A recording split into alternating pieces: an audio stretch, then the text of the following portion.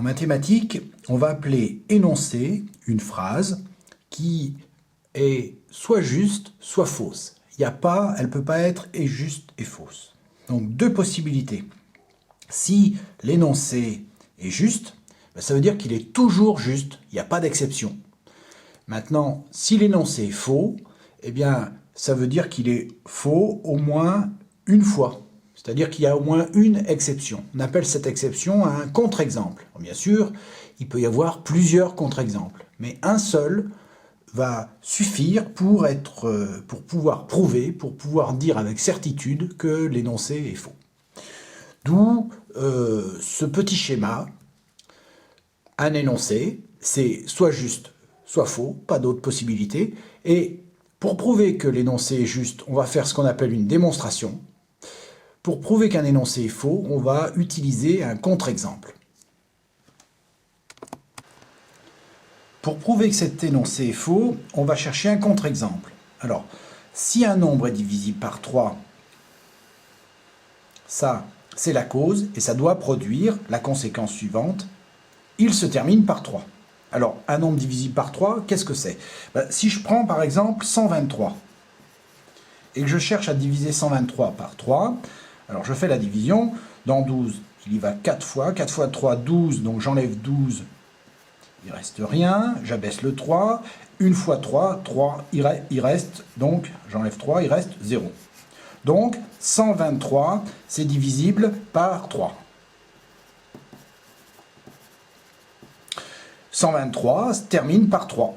Donc 123 est un exemple de cette proposition. C'est pas ce que je cherche. Je ne cherche pas 123, je cherche un nombre qui se divise par 3, mais qui ne se termine pas par 3. Alors je cherche, et par exemple, si je prends 12, et que je cherche à diviser 12 par 3, eh bien je vois que 4 fois 3, ça fait 12, il reste 0. Donc 12, c'est bien un nombre qui est divisible par 3, mais 12 se termine par 2 et pas par 3. Je peux dire que j'ai trouvé mon contre-exemple. 12 est un contre-exemple. Il se divise par 3, mais il ne se termine pas par 3. Et donc, grâce à ça, je suis certain, je peux affirmer que l'énoncé est faux. Parce que j'ai trouvé un contre-exemple. Pour prouver que cet énoncé est faux, je vais chercher un contre-exemple. Alors, d'abord, il faut comprendre ce que veut dire le mot quadrilatère. Un quadrilatère, c'est une figure qui a 4 sommets. N'importe où, mais 4 sommets.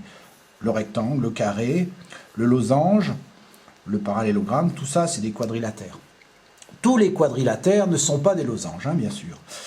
Maintenant, on cherche donc un quadrilatère dont les diagonales sont perpendiculaires. Uniquement ça. Alors, si je dessine à main levée une figure avec ces codages-là, voilà, deux diagonales perpendiculaires, et que je fasse un codage comme ça, par exemple, eh bien là, les deux diagonales sont perpendiculaires, elles se coupent en un même milieu, et j'ai construit un losange.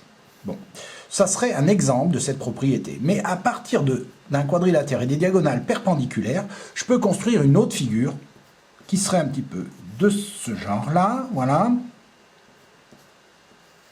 Des diagonales perpendiculaires, mais qui ne se coupent pas forcément en un même milieu. Et là, dans ce cas-là, j'ai une figure, c'est bien un quadrilatère, mais ce n'est pas un losange. C'est donc un contre-exemple, c'est ce que je vais donner dans mon explication. Je vais tracer à main levée. Alors, je fais un tracé qui soit à peu près juste, où on puisse voir l'angle droit. Je vais coder en disant que cette longueur-là, elle est différente de celle-ci, que celle-là, elle est encore différente de celle-ci. Et là, eh bien, j'ai une figure qui n'est pas un losange. Alors, cette figure est un contre-exemple. Et un contre-exemple. Et si j'ai trouvé un contre-exemple,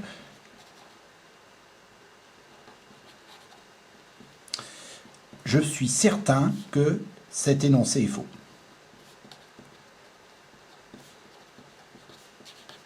Parce que j'ai trouvé au moins une exception.